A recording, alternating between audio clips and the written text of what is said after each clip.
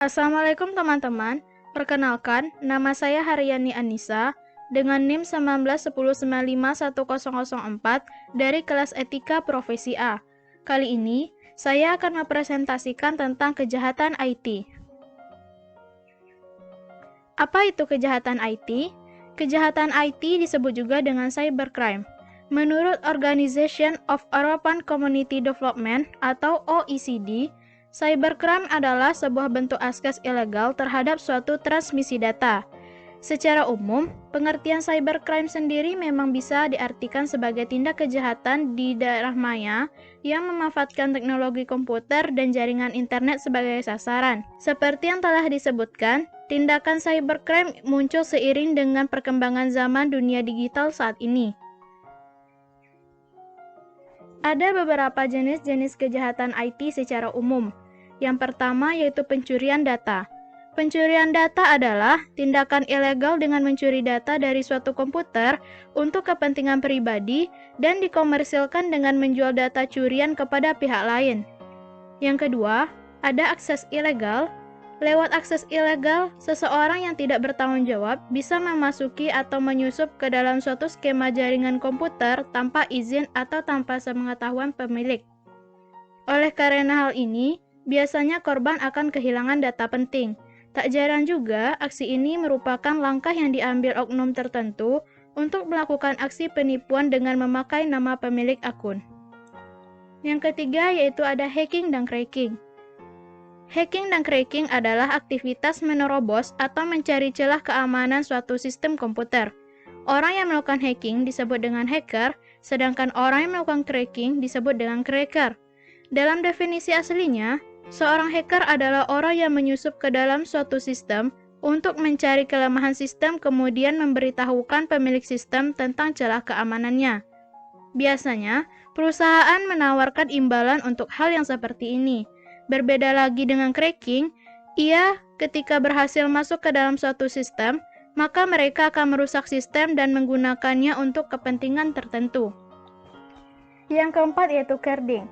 Carding adalah suatu tindak kejahatan yang berhubungan dengan kartu kredit atau ATM. Dengan memanipulasi tertentu, pelaku akan mendapatkan data kartu korban. Para carder atau pelaku carding biasanya menggunakan akses kartu kredit orang lain untuk membeli barang belanjaan secara online. Kemudian, barang gratisan tersebut dijual kembali dengan harga murah untuk mendapatkan uang. Tindak kejahatan digital dengan cara carding biasanya terjadi di luar negeri. Sementara untuk di Indonesia tersendiri, angka kasus yang tercatat belum terlalu besar seiring masih minimnya pengguna kartu kredit yang gemar bertransaksi di dunia maya. Yang kelima yaitu defacing. Defacing biasanya dilakukan dengan tujuan iseng atau pamer kemampuan. Cara kerjanya dengan menerobos suatu sistem, kemudian mengubah tampilan sistem tersebut. Kasus defacing sempat dialami oleh situs Telkomsel beberapa tahun yang lalu. Yang keenam itu ada cyberquatting.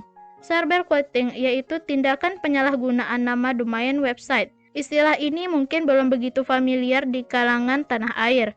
Wajar memang, pasalnya tindakan penyerobotan nama domain ini memang memerlukan modal serta kejelian yang tidak dimiliki oleh banyak orang. Hasil cybercrime ini biasanya berupa uang tebusan yang nilainya tidak wajar. Yang ketujuh yaitu cyber typo squatting. Cyber typo squatting adalah kejahatan cyber dengan membuat domain yang persis seperti domain perusahaan orang lain. Tujuannya adalah untuk menipu orang lain atau biasanya menyebarkan berita bohong. Yang kedelapan yaitu menyebarkan konten ilegal. Menyebarkan konten ilegal yang melanggar undang-undang menjadi kasus cybercrime yang perlu diperhatikan. Pasalnya, aktivitas ini biasanya melibatkan tokoh terkenal atau konten yang mampu memancing kontroversi. Beberapa contoh konten ilegal yang masuk ke dalam cybercrime diantaranya yaitu video porno, penjualan senjata api ilegal, jual beli narkotika, dan lain sebagainya. Yang kesembilan, malware. Malicious software atau malware adalah program yang dirancang untuk menyusup ke dalam suatu sistem komputer dengan menginfeksi data-data di dalamnya. Umumnya, malware disusupkan ke dalam sebuah software yang kemudian disebarkan pada jaringan internet. Ketika seseorang mendownload atau menginstal program tersebut di komputer, maka malware akan melakukan tugasnya dengan merusak atau bahkan mencuri data-data di komputer. Yang terakhir yaitu cyber teroris. Suatu kejahatan di dunia maya dapat diartikan sebagai cyber teroris apabila telah membahayakan suatu instansi atau fasilitas-fasilitas penting. Cyber teroris merupakan tindakan yang paling banyak diperangi oleh negara-negara besar di dunia, termasuk Indonesia sendiri. Pasalnya, aktivitas cyber teroris seringkali mengancam keselamatan warga negara atau bahkan stakeholder yang mengatur jalannya pemerintahan. Nah, dalam melakukan kejahatannya, para pelaku cybercrime biasanya telah memiliki metode untuk melancarkan aksinya. Metode ini pun beragam, tetapi secara umum ada beberapa hal. Yang pertama yaitu password cracker.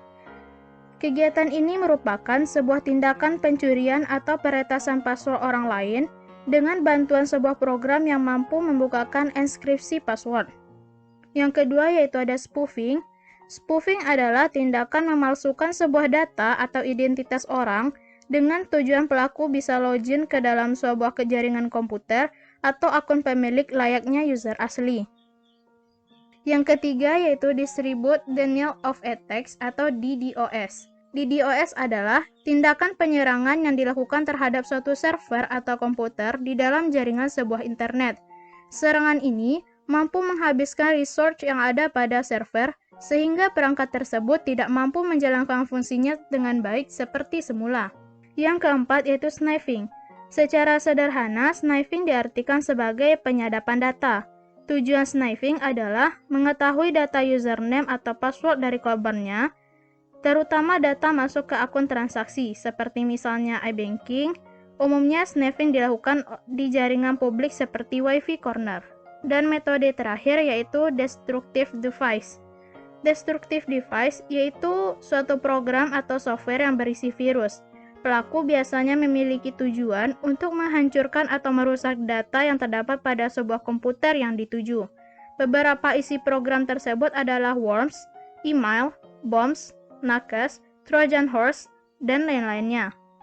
Ada beberapa alasan maraknya IT. Yang pertama yaitu aplikasi bisnis berbasis IT dan jaringan komputer itu meningkat, seperti online banking, e-commerce, dan ADE. Yang kedua yaitu ada desentralisasi server. Yang ketiga yaitu transisi dari single vendor ke multi vendor. Yang keempat meningkatnya kemampuan pemakai atau user. Yang kelima kesulitan penegak hukum dan belum adanya ketentuan yang pasti. Yang keenam yaitu semakin kompleksnya sistem yang digunakan, semakin besarnya shortcode program yang digunakan. Yang ketujuh yaitu berhubungan dengan internet. Untuk menanggulangi terjadinya cybercrime, ada beberapa hal yang dapat kita lakukan. Yang pertama yaitu membuat undang-undang. Cara paling elegan agar tindakan cybercrime tidak semakin merajalela yaitu membuat peraturan yang dimasukkan ke dalam undang-undang. Penegak hukum nantinya bakal membuat para pelaku cybercrime berpikir panjang sebelum melakukan tindakan kriminal karena ada dasar hukum yang jelas. Di Indonesia sendiri, aturan mengenai cybercrime saat ini yaitu menginduk pada Undang-Undang ITE. Namun sayangnya pola penindakannya masih belum maksimal dan seringkali terkesan dipaksakan. Penegakan hukum di Indonesia memang masih abu-abu, karena dokumen elektronik sendiri belum bisa dijadikan sebagai barang bukti oleh KUHP. Yang kedua yaitu membentuk lembaga penanganan khusus. Contohnya seperti Divisi Cybercrime Mabes Polri. Saat ini kita memerlukan lembaga khusus seperti itu untuk menangkal atau menyelidiki potensi terjadinya tindak kejahatan di dunia digital. Beberapa negara tercatat sudah mulai menerapkan konsep ini dengan membentuk lembaga khusus yang menangani persoalan cybercrime. Kendati demikian, hal tersebut hanya akan efektif jika diterapkan oleh banyak negara, sehingga tidak ada celah bagi pelaku cybercrime dimanapun mereka berada. Yang ketiga yaitu memperkuat sistem. Pengamanan sistem menjadi benteng utama yang bisa kita andalkan untuk menghindari terjadinya cybercrime. Untuk mengamankan sistem secara mandiri, Kita bisa menambahkan beberapa add-on seperti sertifikat SSL pada website, antivirus komputer, hingga dapat melakukan pengamanan fisik pada jaringan untuk memproteksikan server. Terlepas dari itu, jika kita menggunakan website bisnis, pastikan kita menggunakan layanan VPS Indonesia dari Keywords.com yang sudah dibekali sebagai teknologi masa kini. Alhasil, kejahatan cybercrime seperti malware atau defacing lebih bisa diminimalkan.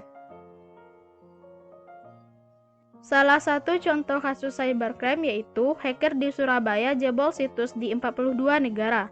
Pada tahun 2018 lalu, 6 mahasiswa IT yang tergabung pada komunitas Surabaya Black Hat ditangkap kepolisian Republik Indonesia setelah meretas website pemerintah Los Angeles, Amerika Serikat, dan ribuan website dalam dan luar negeri lainnya. Kasus ini terungkap setelah Polri mendapatkan laporan dari FBI tentang aktivitas kelompok ini. Tercatat ada 3.000 sistem yang diretas. Modus dari para pelaku sendiri yaitu meminta tebusan pada setiap pihak yang sistemnya berhasil mereka retas. Nah, sampai di sini dulu presentasi saya. Apabila salah dan janggal mohon maaf. Terima kasih atas perhatiannya. Assalamualaikum warahmatullahi wabarakatuh.